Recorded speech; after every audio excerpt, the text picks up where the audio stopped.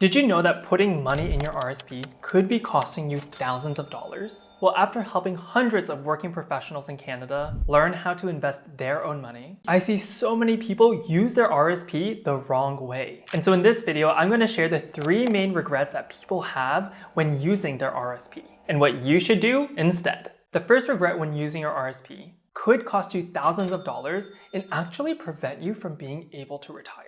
You see, after performing over 200 financial audits for Canadians, I've noticed that a lot of people have a low risk or balanced stock investment portfolio in their RSP. This is a big mistake because if you're far away and you're investing for retirement, you actually want a high risk, high growth portfolio. For example, let's say you need about $2 million for retirement. If you invest in a low-risk stock investment portfolio, you're only able to get about a 4% rate of return per year. And so that means you'd have to save over $2,800 per month over 30 years. Now in contrast, let's say you invest in a high-risk, high-growth portfolio for retirement with an average rate of return of 8% per year. Well, that means you only need to save about $1,300 per month over 30 years. That's less than half the amount that you'd have to save just by choosing a high-risk, high-growth portfolio. Now, if you're far away from retirement, you actually have the ability to invest in a high-risk, high-growth portfolio because you don't need that money anytime soon. For example, if you invest in a high-risk, high-growth portfolio, and let's say the stock market crashes tomorrow, that actually doesn't matter to you because you can just leave your money in the stock market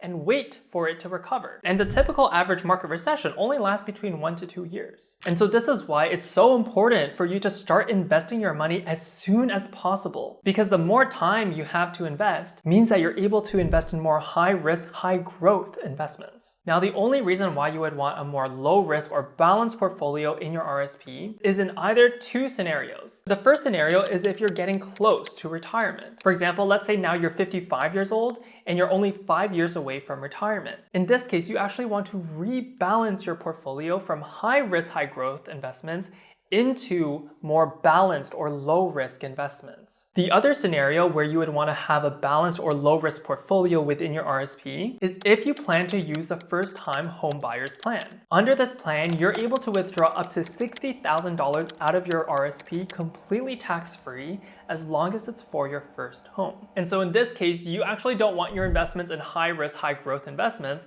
because if the stock market crashes tomorrow and all of your money is in there, then you're probably not going to have enough money to buy your home. And so as you can see, this is why it's so important to have a tailor-made investing strategy for your RSP based on your financial goals. Because how and what you invest in is going to be completely different based on your financial goals. And so if you want to learn how to invest your own money within your RSP so that you can maximize your returns while reducing your risk, then get access to my free investing training.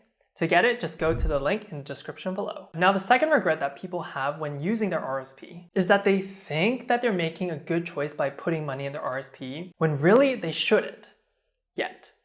Let me explain. You see, how the RSP works is that any money that you contribute into the RSP reduces your taxable income for the year. Now in Canada, we have a progressive tax system, which essentially means the higher your income is, the more you'll get taxed. And so a common mistake is putting money in the RSP when you're in a low income and in a low tax bracket. And then when you're in a high income with a high tax rate, you don't have as much room in your RSP. And so that's the reason why if you want to get the maximum tax benefits from your RSP, you want to use your RSP only when you're in a high income and a high tax bracket. For example, this year, one of my clients was making about $120,000 per year. But next year, he's expecting a really big promotion and will make about $160,000 per year. And so he asked me, Michael, how much should I contribute to my RSP this year? And so because he'll likely be in a higher tax bracket next year, we actually decided not to contribute as much to his RSP this year and carry forward his unused RSP contribution rooms for the future when he's in a higher tax bracket. And so for example, if he contributed $30,000 this year, he would only be saving about $13,000. But if he saved this contribution room for the future when he's in a higher tax bracket, he would be saving over $14,000. That's an extra $1,300 in extra savings. Now, on the flip side, one of my other clients is a lawyer making about $150,000 per year. But in the next few years, she's actually planning a career change and expecting a pay cut. And so in this case, we're actually maximizing her RSP contributions so that she can reduce her taxable income using the RSP while she's in a higher tax bracket in order to get the maximum tax refund. And so remember, just like I always say, personal finance is personal. And you shouldn't just blindly throw money into your RSP. Instead, you want to have a clear strategy and figure out how are you going to use the RSP so that you can pay the least amount of taxes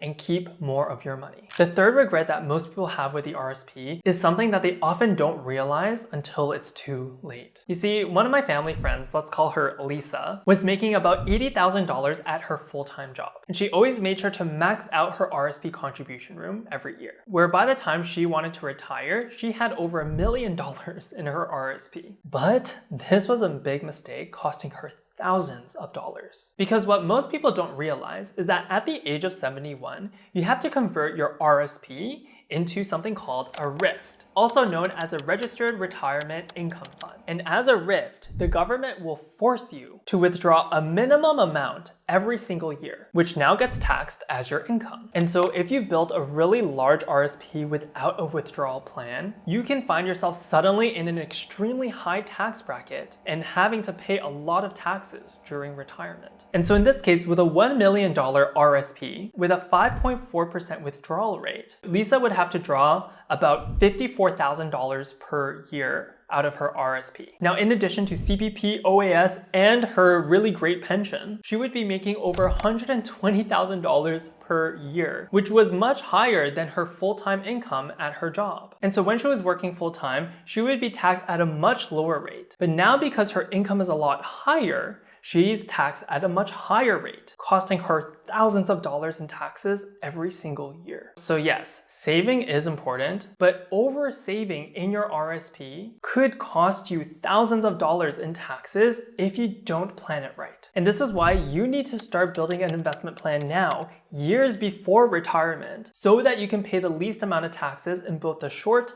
and the long term. Okay, and so these are the 3 most common regrets that I see people make when using their RSP. Number 1, they invest in a low risk or balanced investment portfolio when instead they should be focused more on growth. Number 2, they contribute to their RSP when they're in a low tax bracket when instead they should wait until they're in a higher tax bracket. And lastly, they save too much money in their RSP, pushing them into a higher tax bracket during retirement. And so your RSP is a tool, just like a knife.